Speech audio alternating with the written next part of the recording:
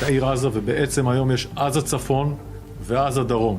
The Israeli military has divided Palestine's Gaza into two, marking a new stage in Israel's ground invasion. With a plan in place for troops to enter Gaza City, Israel's division of the occupied territory has sparked questions about the future of the besieged Palestinian enclave. Israeli Prime Minister Benjamin Netanyahu has also stated that Israel seeks to indefinitely control Gaza. I think Israel will, for an indefinite period, will have the overall security responsibility, because we've seen what happens when we don't have it. When we don't have that security responsibility. While the outcome of the invasion is still unclear, splitting Gaza into two could mean the creation of yet another border that would be managed by Israel, which would likely prevent crossings between the two halves.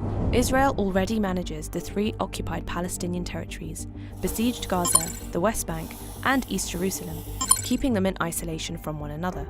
Israel even uses a color-coded identification system issued by its military. Palestinians in the occupied West Bank and Gaza have green IDs, while Palestinians in East Jerusalem and Israel have blue IDs.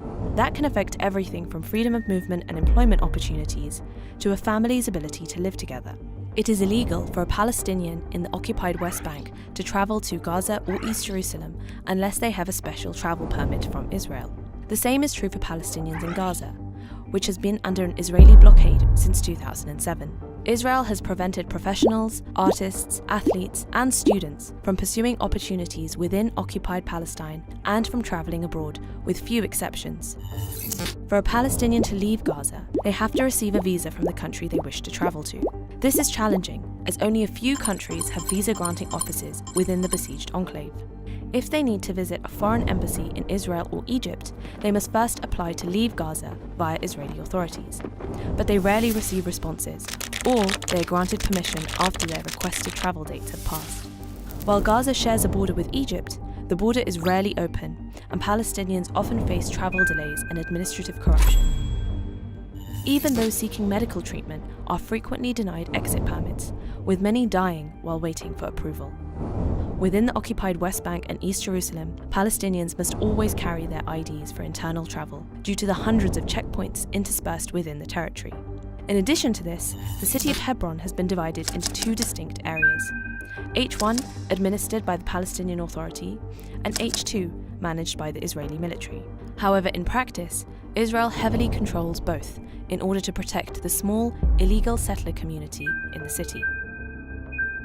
Palestinians in occupied Hebron are banned from driving or walking on certain streets, preventing them from accessing shops and even the main entrances of their homes. Such policies have been described by numerous human rights organizations as constituting a state of apartheid. While holders of an East Jerusalem ID can move more freely, they live under constant threat of residency revocation, with Israeli courts regularly ruling in favor of illegal Jewish settlers who wish to evict Palestinians from their ancestral homes. While the future of Gaza remains uncertain, the potential expansion of direct Israeli control over even more Palestinian territory will only exacerbate the difficulties of those already living under occupation in the besieged enclave.